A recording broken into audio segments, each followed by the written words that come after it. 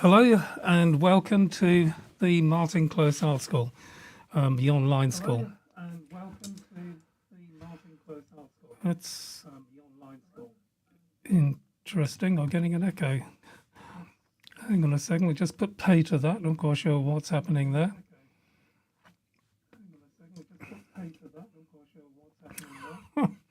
I'm echoing.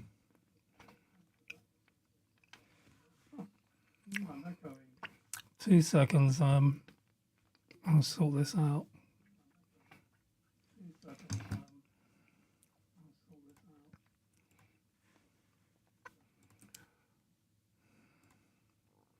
He says.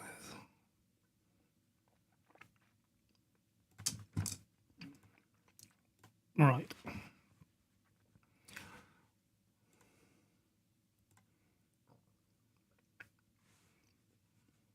That should be it. Yeah, no echo. Excellent. Scene 1, take 2. Hi. Welcome to the Martin Close Online Art School. My name's Martin Close. Apologies, I'm sucking on a cough sweet currently, so hopefully that's not going to be too disturbing. It's better that than me coughing all the time. So today we're going to, let's just restart that a second. Where are we? Good. We're having fun today. Hang on a sec. Good. We're back. Right. Scene 1, take 3. It's nothing like a bit of complication to get the old blood going. So, my name's Martin Close. I think I got that right. This lesson is going to be about how to apply the first layers of oil paints onto a canvas. Now, in previous lessons, we've done the charcoal sketch of this, which is basically it's the design stage, mapping out your image so that it's got the power that it needs, so that it'll attract attention to itself. This is all about really sort of the harmonics of the image and the painting. To get that right first, we do a charcoal sketch or two, which has been done. We then do an imprimatura, which is what you see on the screen currently. It's a bit of a sliver of water. And in the last lesson, I took you through how to mix the colours, which effectively the tubes of paint we used are here. Titanium white, cadmium lemon, cadmium yellow deep, which is more of an amber, pardon me, cadmium orange, cerulean blue, sap green, raw umber, and ivory black, which is not on the screen. So back to our main screen. Oh dear, sorry about this. Comes of talking too much, I think. Just above my head, you'll see the palette, and within the palette, you'll see the image which I took whilst walking in Dorset. This is the approach to Mike Harding's cottage. Mike Harding? Hardy's cottage. Mark Harding doesn't have a cottage in Dorset, as far as I'm aware. So this is the walk to Hardy's cottage in Dorset. And I took it because it's quite interesting. We've got a fallen tree. We've got all sorts of bits and pieces going on. We've got a bit of a path. Really sorry about this cough. Let's get some more water down my throat. So what we want to do today is really block in. Now think of a very simple paint by numbers scenario where you're just putting the big colors in. So let's get started. Let's click on there and get this image going. You see we've got some solvent which we have on the palette, which I've just dipped the brush in.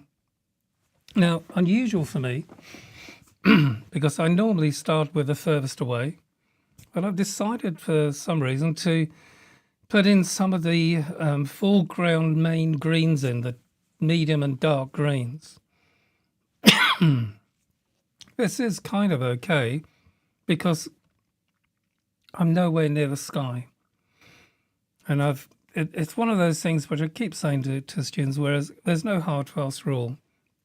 I tend generally to start with the sky furthest away and then move nearer and nearer and nearer to I'm in the foreground.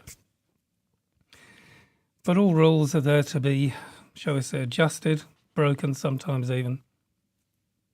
And this is one of those occasions where I clearly wanted to put the greens in.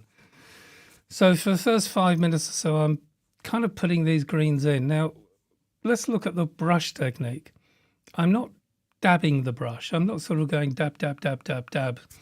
I've got a fair bit of paint on the brush, and I'm using the side of the brush, and I'm using in downward strokes, or what I would call crosses or kisses. And I'm literally making marks with that colour or with the brush. And it's really sort of blocking in. A bit more of this.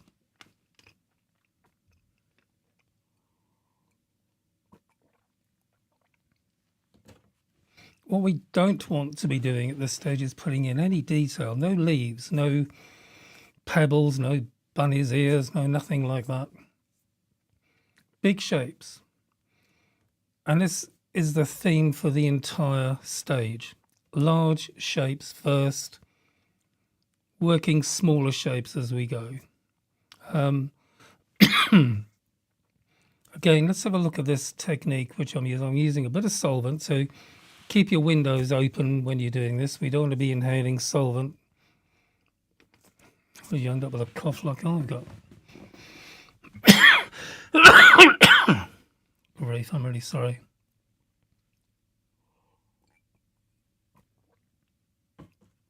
I can cut out these coughs in post, but we're all live, so it's hopefully no one's wearing earphones. Now, you'll notice I'm just working the mid greens and dark greens currently, and I'm just popping them in as I see them on the canvas. If you look at the photograph and you squint, or the image I should say, and you squint, you'll see where these greens are going to go. I'm not painting leaves, I'm painting the big shapes of colour. And one of the things which I did notice about this when I was recording it is that the software has kind of made it cooler than it really truly is. So the painting itself is quite accurate to colour, but the image you see is slightly cooler. I need to do a colour balance on it. Clearly, I didn't have the white balance quite right when I was doing that recording. So let's have a look at see where we are. We're about 4 minutes in. A couple of more minutes and putting these darker and medium greens in. And then I'll switch to the sky, which is what I normally would have started with, but I'm clearly having a bit of fun putting these big colours in currently. No hard and fast rule. Obviously, I had something in my head which said, put the greens in. So, do so. One of the, I think, quite interesting things to say at this point is when you're a new student, everything is intense. It's like, what brush do I use? What colour do I put in first? Where do I start on the canvas? You know, things like this. And in truth, as you become more experienced, these things don't really matter that much. What matters is that you kind of get used to painting, and it becomes, or what stage you start with, you'll work it out, you'll work through it as when you become more experienced. So it doesn't really matter too much that we're starting in the foreground and putting these medium and dark greens in. What matters is the final stage, the final bit which everybody sees. And everything else can be worked out. We're not going to be painting this wet on wet to a finished painting.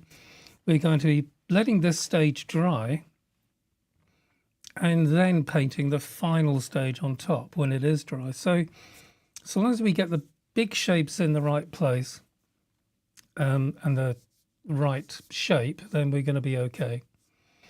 Now you see I've just now started on the sky area, which more often than not would have been where I started the painting and not on the greens, as I mentioned. And I'm starting the light, and I go from light into dark. So I've got the light cloud areas, and I'm going to be working then into the light blue areas and then into the darker blue areas. Again, look at the brush strokes. I'm making marks. I'm putting shapes in, shapes that I can see. Now, when you're putting these initial shapes in, you have opportunities to change the shapes, working it, reworking it until you get it right. When you've only got the painting to focus on, it's a lot easier to focus on these shapes and really think about each brush mark. I haven't quite mastered that stage yet when I'm doing a recording. Half my brain's on the recording, which give me another few years and I might be able to get used to that. So you might also think that this is titanium white, which we're putting in. Far from it. It's titanium white. It's a mix of titanium white, cadmium orange, and cerulean blue. Now, the orange warms everything up. The cerulean blue kills some of the orange, so it's an opposite colour. So it's going to neutralise the orange down to a grey. But we want to keep it slightly warm rather than cool. So we're keeping it more orange than not. This is on the light, the cloud colour. And it's just a value down. It's probably about something like 10% grey if you think about the value.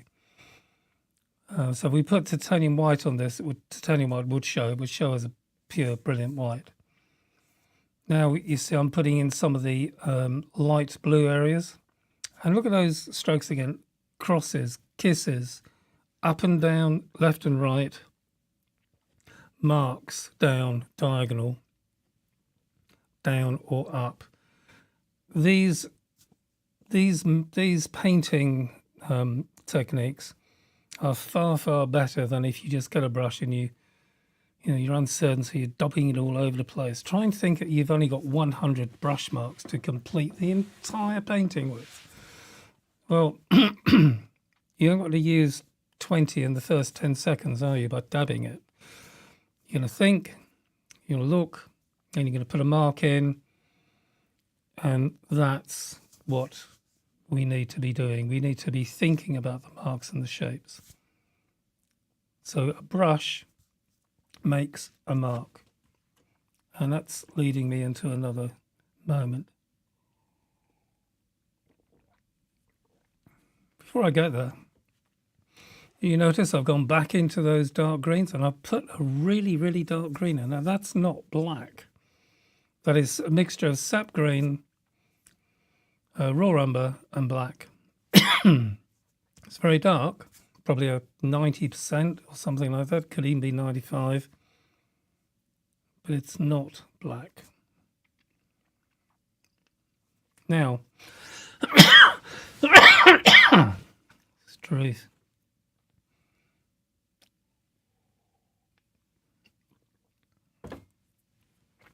Right, let me show you some brushes which I'm using to do this with.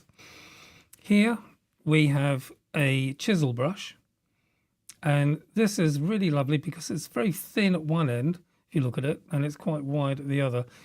It's ideal for putting in tree trunks and sharp edges. This is a filbert, can you see that? Or a cat's tongue. Again, very useful brush for mark making. It makes a softer edge and a mark than the chisel brush. It's also already tree shape, if you look at it that way, as in like foliage. Now this is quite a special brush for me. You can see it there. This is an Egbert. Now an Egbert is a very old Renaissance designed brush, hundreds and hundreds of years old in design. You don't often see this type of brush in the shops nowadays, but Rosemary & Co, fabulous brush company. We really do endorse their products.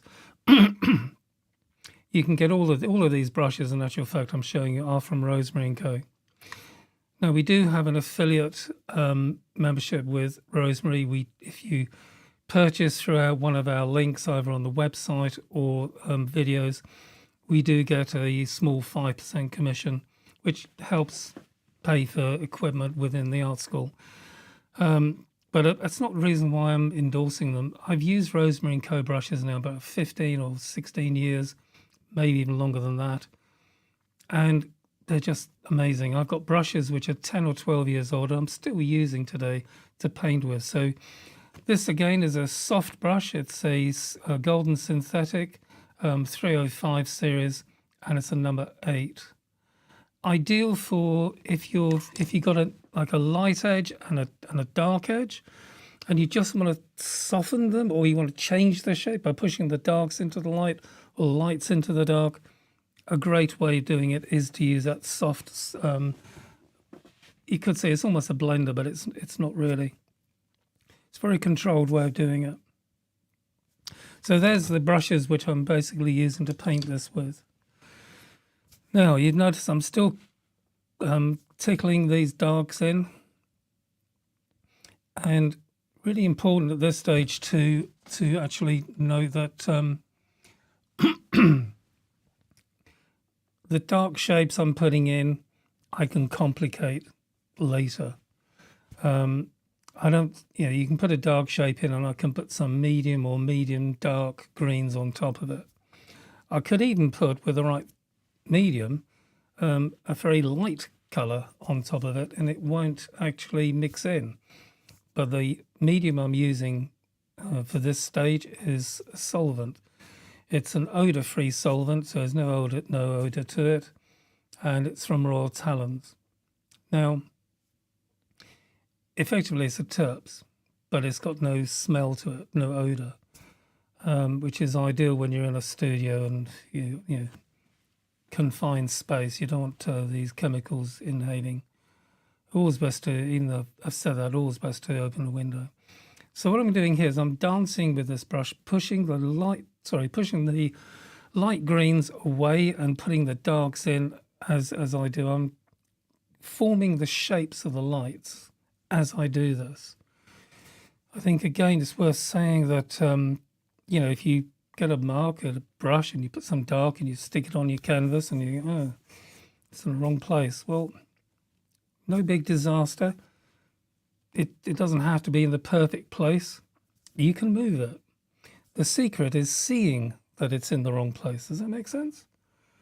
When you look, and you look again and you can see the truth of something, then you have a chance of correcting it.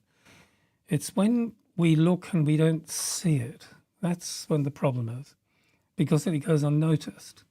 And that's when your tree, which should be like this, is actually like that, or vice versa. And you need a caption on, maybe underneath the painting, saying, "Hello, I'm a forest." We're not going to have that in this particular case. Keep it simple. Put the dark shapes in and the light shapes in where you see them. Your drawing skills, the imprimatura stage, that gives you a huge start. Because you can see the imprimatura painting, which we did earlier, underneath this now. It's telling me where to stick all the colours. And so long as that imprimatura painting is accurate, well, I can relax. Because I know exactly where to put the light, mediums and dark colours in. It's when you rush something and your imprimatura painting isn't quite as accurate as it should be, then you've got more work to do at this stage. But I was quite happy with the painting generally. of the imprimatura stage of the underpainting. The only exception, really, that stands out, which I will correct as you see as we progress through this, is this middle tree. It's a little bit too bendy, so that'll be corrected in a second, and you'll see that. So again, if you squint and you can see these light and dark shapes I'm putting in, it's beginning to form an image which looks, from a distance, albeit, like a forest. And that's all you need to do. I know for new students, it's quite a leap of faith, and you've got a lot of fear in you. You don't want to mess the painting up, and you oh, that looks nice, and you think, oh, if I'm going to mess it up. Trust me on this one. As a tutor, I've had decades of experience, as you can probably tell by the face. You can't go wrong. Nothing you can do will spoil this. And I can hear you, some of you smiling away and maybe thinking, oh yeah, okay. Explain to you what I mean. Apart from being a full-time artist and tutor, I'm also a musician. I play 2 or 3 instruments, one of which is a guitar. Now, if I played the same tune every day, every week, every month, every year, for 10 years on the guitar, I wouldn't learn anything. I wouldn't learn anything at all, because I could already do it. It's a no-brainer for me. I don't need any special skills to remember what that's like, because I've practiced it for 20 years. I'm going to get it right. But if I try to play the Rodrigo Guitar Concerto in D minor, I'm going to really mess that up. But you know something?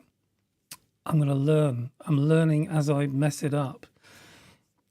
When you get everything right, you don't learn anything. When you get everything wrong, you learn so much. So please, don't worry about getting this wrong.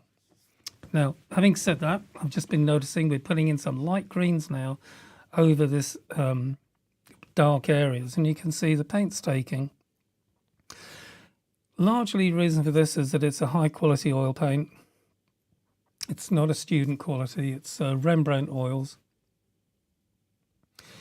And with Rembrandt oils, you get a very, very high-quality product for a fairly reasonable price. To give you an example, most companies, let's say the cadmium colours, which we're all very fond of, in artist quality, are about £30 a tube of 40ml. Well, not with Rembrandt oils. They're around about £20, £21, something like that a tube. So a lot less than you think, but the quality far exceeds the price. And so you don't need to break the bank balance and a tube will last you years.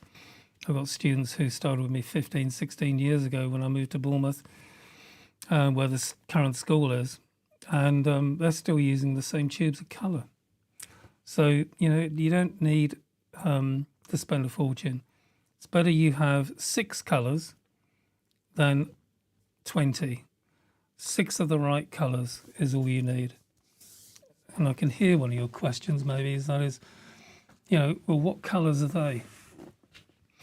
If you had a very limited budget, I would, like I said, only recommend you buy artist quality oil paints. Either Rembrandt is a good make, Senelia, Mike Harding, Old Holland is a bit, it's a huge product. It's a superb product, but it will be probably a bit more pricier than Rembrandt.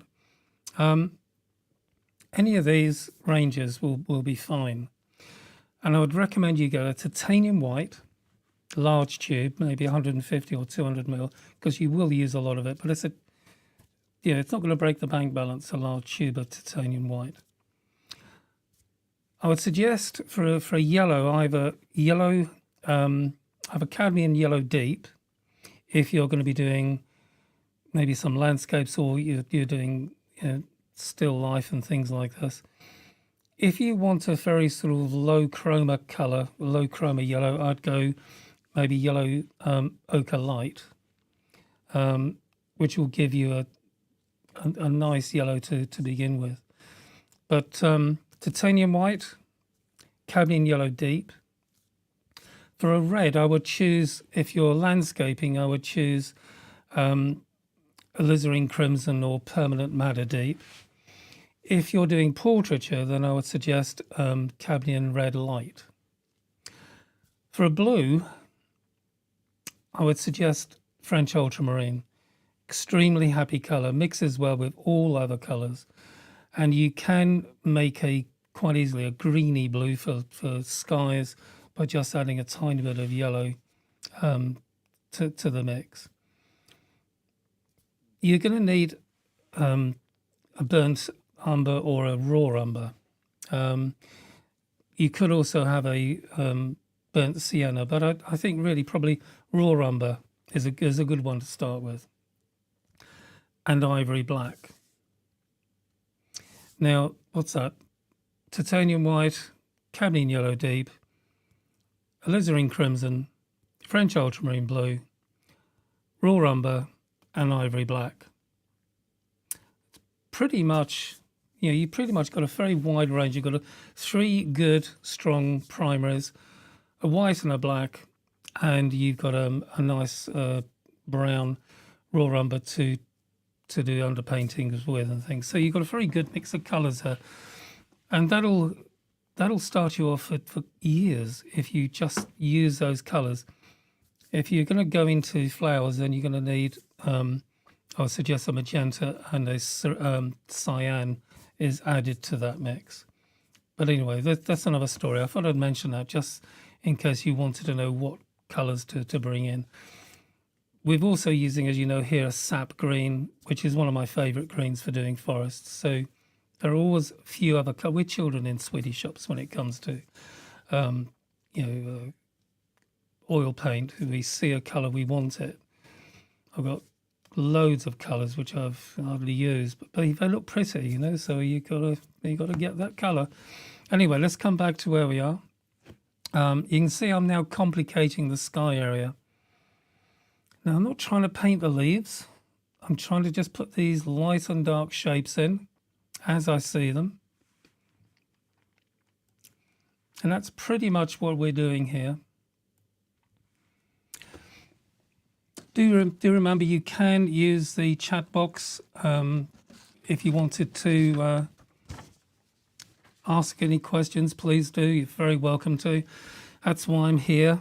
Been teaching a lot of years, so if you have any questions, I will hopefully be able to give you, even though we're online, I should be able to give you a good answer.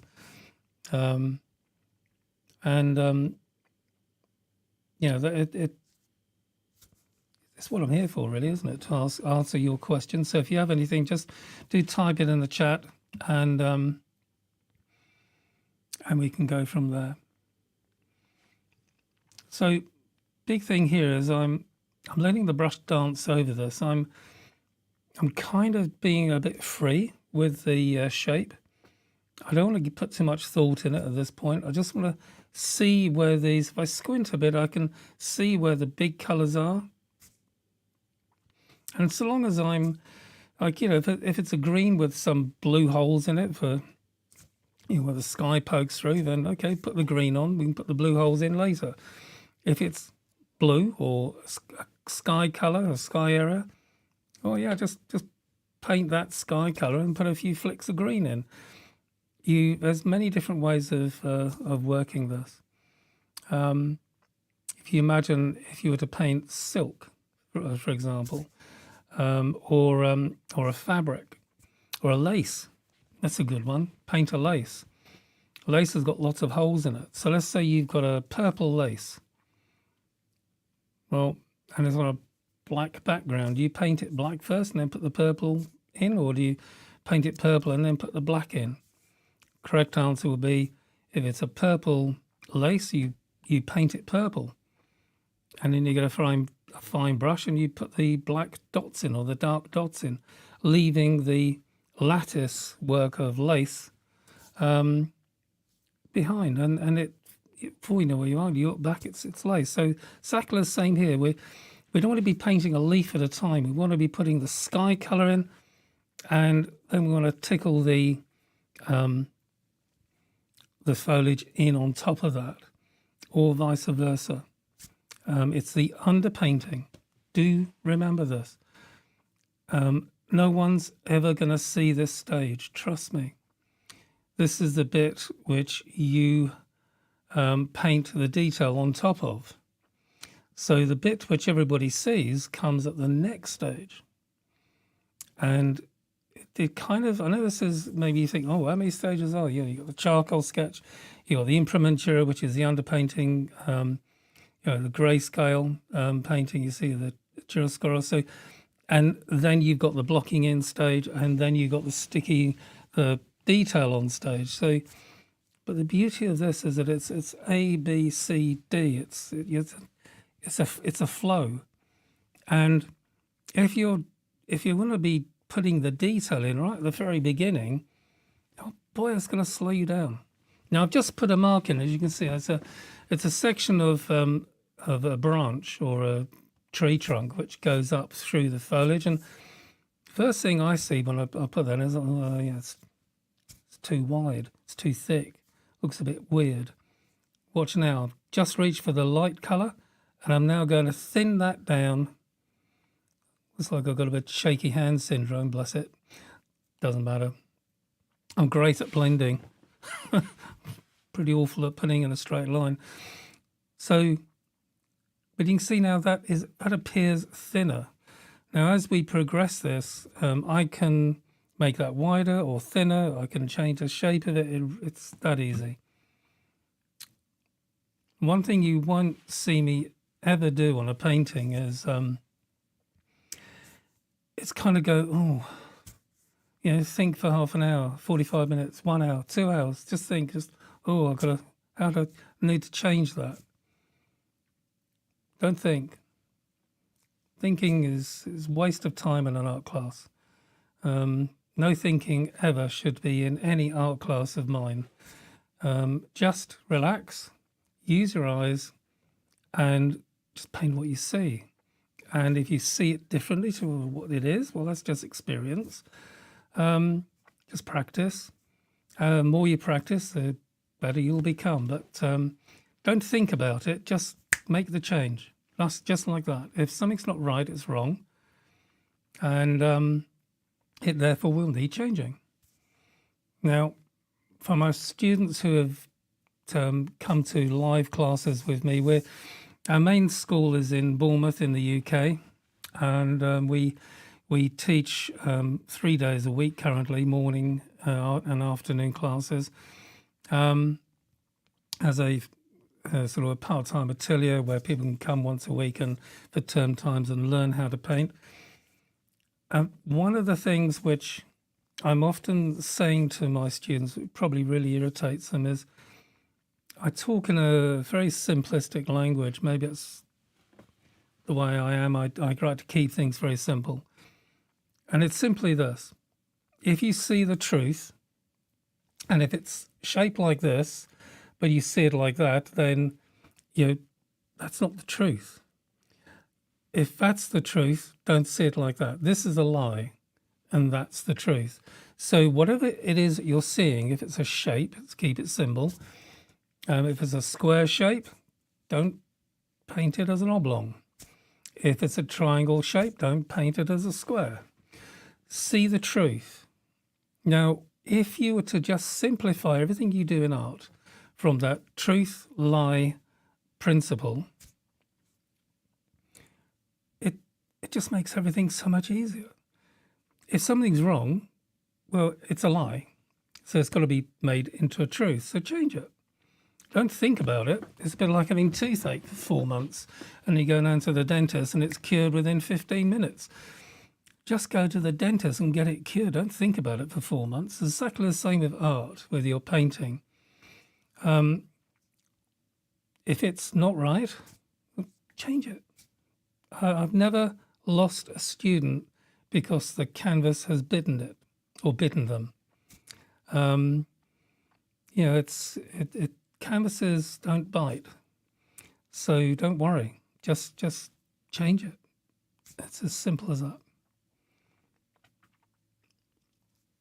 I think fear is one of the things which if I could, in all the time I've been teaching, if I could have a magic potion which eliminates the fear from a student, oh gosh, I would love to do that.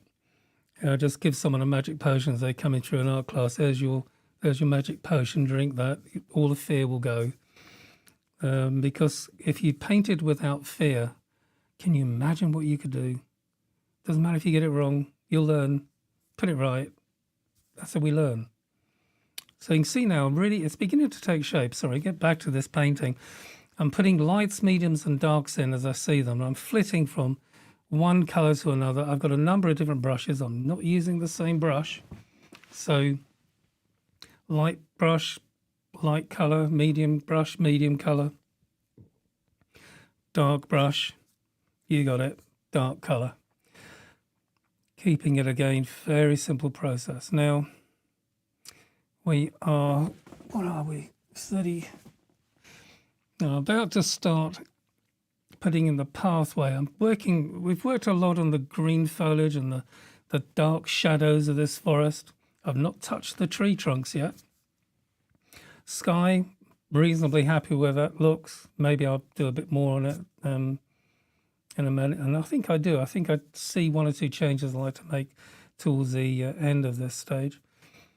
But right now I'm putting in, can you see that I'm putting in the foliage, and everything has a light, medium and dark value, including the tree trunks, the path, the foliage, the sky. Everything in your painting that you see here will have a light, medium and dark area. And fortunately for us, keeps it simple, the sunlight's coming in from the left. So on the left side of everything it'd be a highlight, and then it goes medium, and then it bends around to the dark side on the right hand side of whatever element there is. Now you can see here I'm putting in the path, and you can see the color balance isn't quite right, is it? The color you see on the palette obviously should be the same color you see me painting on the canvas, but it's, or the board, but it's not. The painting on the board is it's a bit blue, because if I added yellow to the color balance, then it would be a lot better on the greens and on the path. But never mind. That's a white color balance issue I've got with the software. I'll see if I can correct that in future streams. So again, the path has got a light, medium, and a dark. I'm now putting some medium in, and you'll see me put these values in, and then you'll see me mess it up. So because and the reason I'll explain that. So I put the light, medium, and darks in on the path. I'll then put the, I've started to do it now, the foreground area in. And once I get these in, then I kind of mess it up a bit. I blur or blend slightly. And the reason for this is I don't want to have anything too sharp on the path or the foreground at this stage. I just want to get a layer of paint in, ish the right color, ish the right place, and I'm going to be happy with that. Later on, in about 10-15 minutes, we're about halfway through, by the way, guys, on this stage, you will see me establish some outlining on the path. But I'm really, at this point on the foreground, I just want to get the colors in the right place, soft in, and then I can, it's there all ready for me to do the final stage, which is the detail, a word I don't really like very often, like using very often. I prefer small shapes. There we go, small shapes rather than the word detail. Detail to me is, the tiny marks, and you get into really small brushes, and it takes you a month of Sundays to finish the painting off. Big brushes, big marks, big shapes. As you get the big shapes right, then we'll work into the smaller shapes. But if the big shapes are in the right place, the small shapes look after themselves. Do remember that one. And the more you go into the small brush, high detail painting, you just hold yourself back. I'll share something with you in a segment. I just want to come and point something in. So now we're putting in the foreground just underneath that fallen tree. And you'll see me put the foreground colours in all over this immediate area in a second. And then you'll see me do something which I think for some will probably be a bit surprising. I kind of, like I said, mess it up a bit, complicate it maybe a little bit. I blend it to take the, it just gives me a bit more flexibility. If it was my painting, I wouldn't have the path stopping on that horizon. If it was me painting this for an exhibition or a show, I would show the path disappearing into the shadows of that forest. Like, oh, where's the path going? It's on a journey. And that's part of the,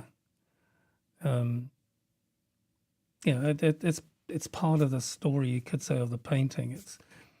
It's like it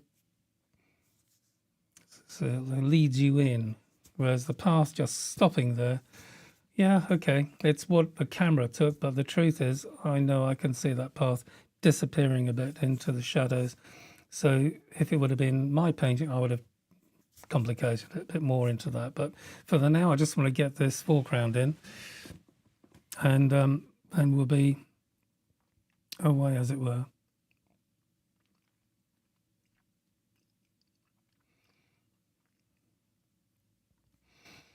You can see I'm just putting these marks in now.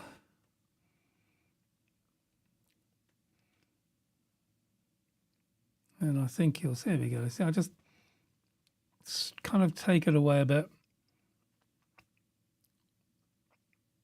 And I'll probably I'll probably leave it. I might looks like I'm reinforcing some of the areas, but generally speaking, it's a layer of paint. I can complicate that later and bring it alive, and it can change the path a little bit here and there. It's going to look fine. It's ideal for this stage.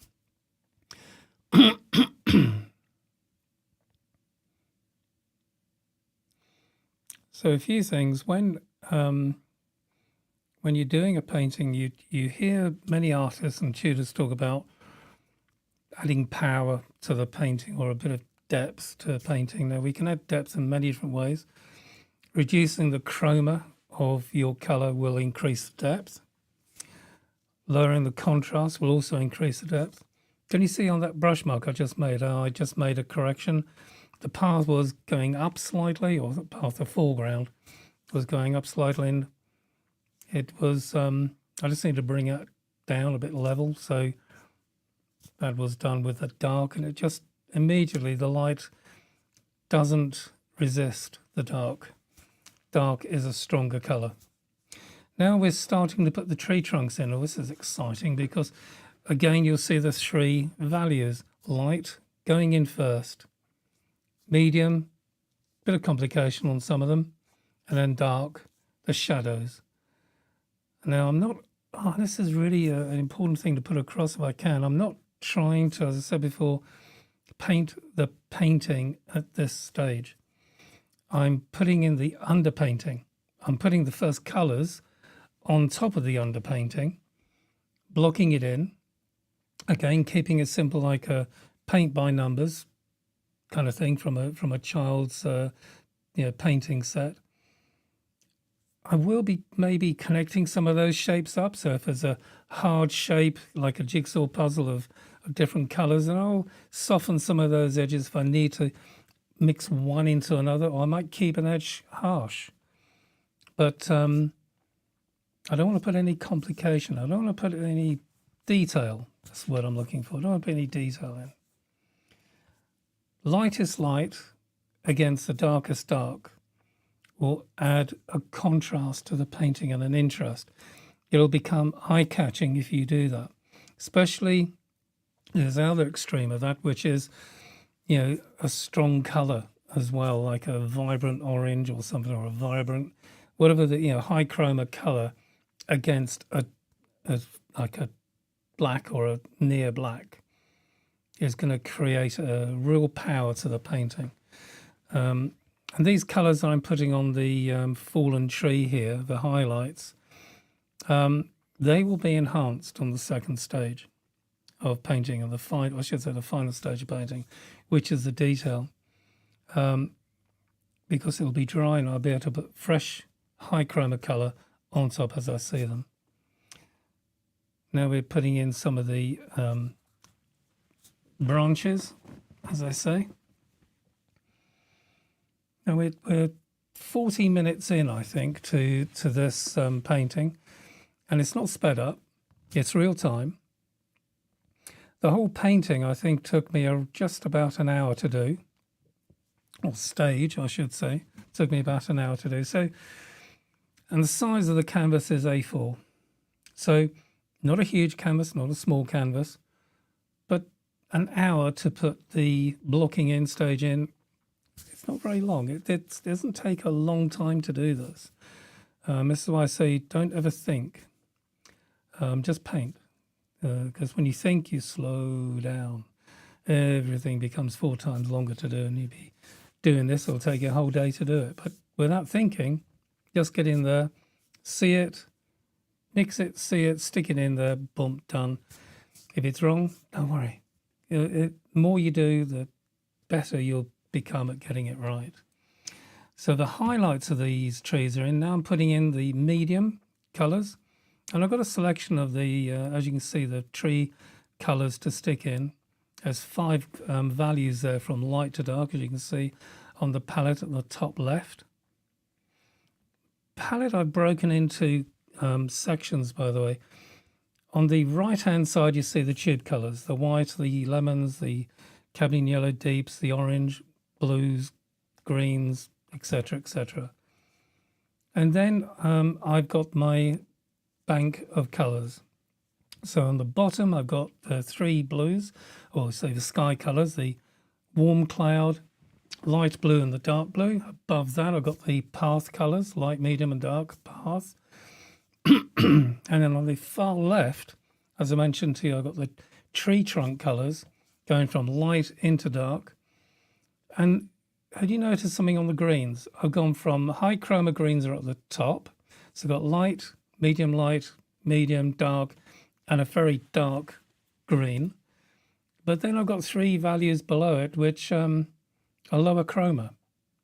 So, because some of the trees here are in the distance, so there will be lower chroma greens to push them back in distance. And that's what you see there. So, and this is, like I said, a bank of color. They're pre-mixed, as you saw in a previous video. If you haven't seen it, then it'll be on our website. I'm just doing a bit of post-production on it, and then it'll be launched into our school. And this will form a complete project from sketch, Imprimatura, how to mix colors, first layer of underpainting, or the first layer of paint goes on, and then the detail stage. And there'll be full, I think they'll probably end up being around about 10 or so, 12 videos, full length. Each one's about probably 20 minutes, 25 minutes in length, with full tuition on it. So it'll be put into a project, which and you can then sort of see again and again. So now I'm putting in some of these darker values and shapes on this fallen tree. Now, there's a few things. If you look at the top surface, it's a bit jaggedy, it's a bit messy. It's not a clean, hard line, hard edge. And also you notice I've just done it. I've made the tree thinner by lifting the foreground up, because it was looking a bit short. Now, if it's looking too short when it's this long, another way of making it longer is to make it thinner. It looks longer. I know it sounds weird, think about it, but it's true. You don't have to make something wider to make it longer. You can make it thinner and then it looks longer, and vice versa. If you're not too sure what I mean by that, then there will be a lot of videos on the online school which will explain that in greater detail. And indeed the drawing videos, which I'm just literally working on post-production for too, which is going to join the school soon, which is how to draw. There's about 10 little videos which are in production and post-production currently, giving the drawing techniques that we use within the school. So it's all going on. My throat has slowed down, my voice, I should say, has slowed down production a little bit. I've been plagued with all sorts of things with the chest and the throat currently, so bear with me, but we are getting there now. Now you can see I've cleaned up that edge. Can you see that? Dark brush, whoosh, straight across. Now it's a sharp edge again.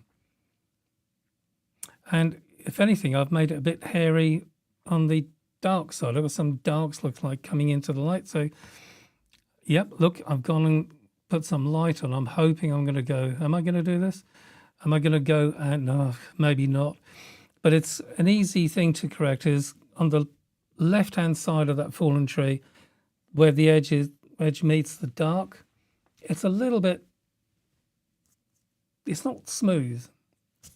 It doesn't have to be dead straight, but it's an edge, so it needs a bit of cleaning up. So I might do that if I see it. If not, that'll be done in when we do the second stage. So now we're going to be doing the medium and medium darks of the tree trunks. Because we've done the path, we've pretty much done the greens, we've kind of done the sky. Tree trunks, that's what comes next. And you can see I've added a bit of green into that lower trunk. And if you've got a colour like a tree trunk colour which needs a bit of this or a bit of that to it, a bit of orange could be, a bit of green, a bit of brown, whatever it is, stick it in. And remember, don't think, just do. See and act. No need for anything else.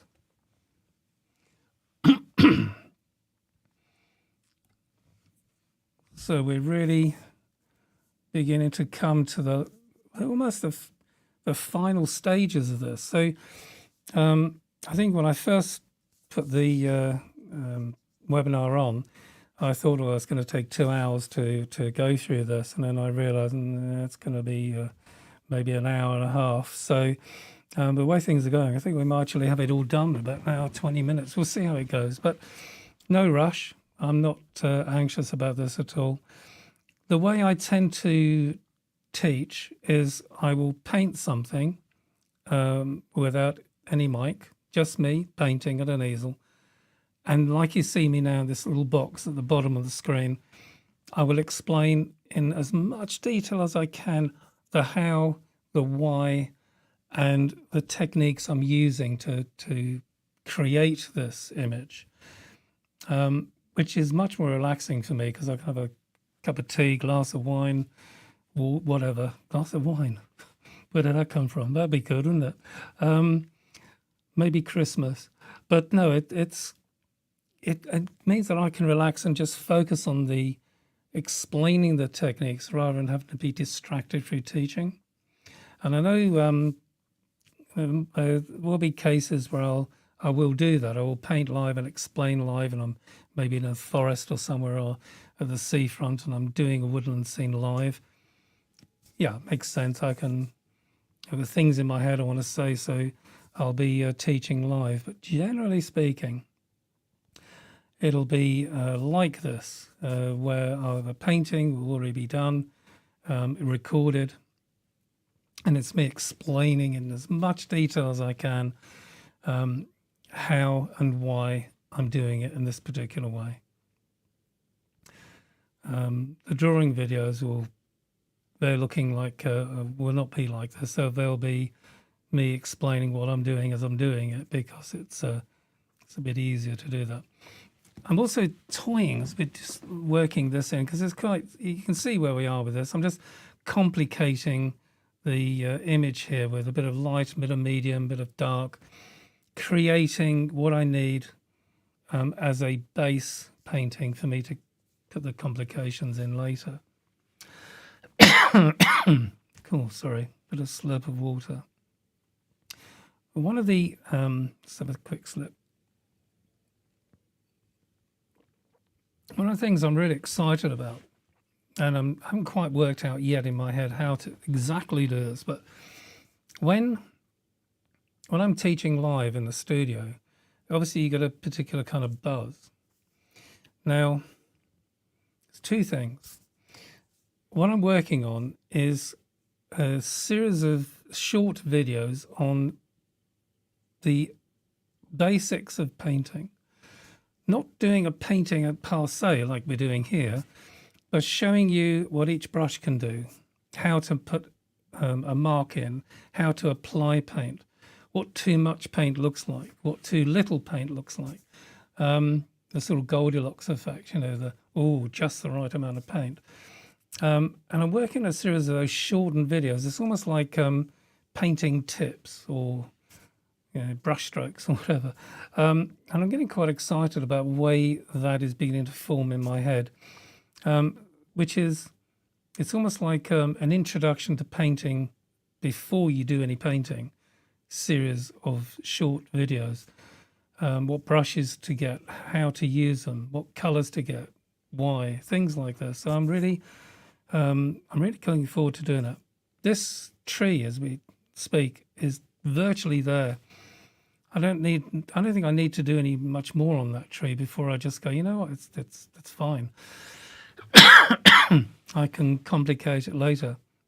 Now, the other thing which I'm going to try to promote within the online school is when we're teaching live in the studio, it's a group experience. Everybody has a bit of fun. Coffee comes out, the tea comes out, or glass of wine maybe might come out. But when you're online, you're very much alone. I might be like a parrot on your shoulder if you've got earphones on and I'm talking you through these various stages of painting. But it's not necessarily the group experience that many of us like to have when we're painting. It's a social event.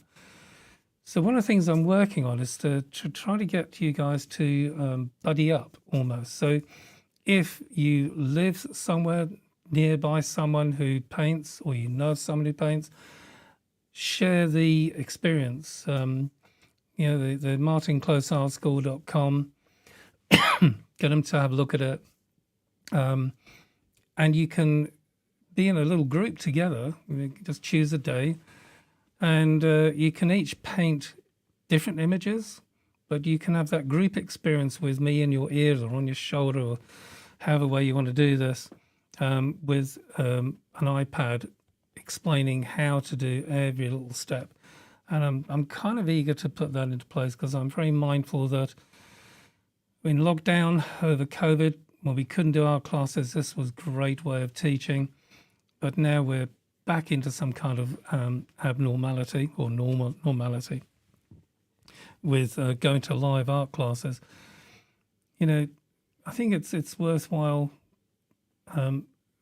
giving the suggestion you can buddy up with someone and make it a social event in a home or a church hall or an art group. You can have this thing going on. You can be taught directly, as you see here, but in an art group. So there's a few things which I'm kind of toying with currently, which is I'm quite excited over. Now, we're putting these final bits and pieces in. We're very, very close, It's very, very close to actually getting this completely finished. I think we're probably within around about 5 minutes of putting the brush down. Oh dear, sorry about me coughing. Give it another couple of months when summer arrives and I might be over this. Now, can you see I'm putting orange in where I need and boosting the colour? Literally making a higher chroma colour in places. I've got a base colour in. No, I need to liven it up a bit. So a bit of tube colour goes in, and I'm just putting these marks in. As I said to you earlier, but I'm now reinforcing where that path goes. That's why I messed it up, and now I'm kind of putting a few bits and pieces in and directions. You'll see me do that a little bit more in a second. It's like I've gone into the light areas. I'm going to be boosting some of those lights. Yep. He says messing it up slightly. It's amazing what you see when you see yourself painting. You think, oh, I did that. Oh, okay. Oh, here we go. So I'm re-establishing some of those marks on the path. And that's enough. I don't want to go too detaily on it. I just want to establish some light and dark shapes. Now, when we paint, we always kind of get a bit confused over this. A painting is just light and dark shapes, nothing else. You're not painting a rabbit, you're not painting a leaf, you're not painting a rock. You're painting the light, medium, and dark shapes that those items make. And if you do it right, well, it'll become a rabbit or a rock or a leaf. And that's the truth. Now I'm just tidying up some of these edges. So I've got a bit of dark on the brush, as you can see. And I'm just tidying up some of these edges. I'm just pushing that further back. So we're now spending some time, what I'll call this stage would be the flitting bit, or kind of sort of putting some marks in, a little bit of complication here and there, not too much, but just enough to make it a bit more interesting. And maybe I've got some time in my hands and I could just do a mark here and a mark there. It's I don't probably need to do any of this at this stage because I've got enough information on it to say, you know what, we're done with this, we're okay. So a lot of this is what I would call maybe a bit of ego on my part. It's like I want to kind of impress me, maybe, or someone else, that, oh yeah, that looks really good. It's not necessary, but so it's probably, I'm painting doing these things now to make me a bit happier. That's okay. I don't mind being happy. We're very, very, very close now to having this ticked. And you can see we've got all the information on it. We've got the rough shape of it looks like a forest painting. If you walk far enough away from it, it'll look even better. But it looks enough. You don't need a caption on it. It's like you need something like a board saying, yes, it's a forest. It's obvious it's a forest. We know that.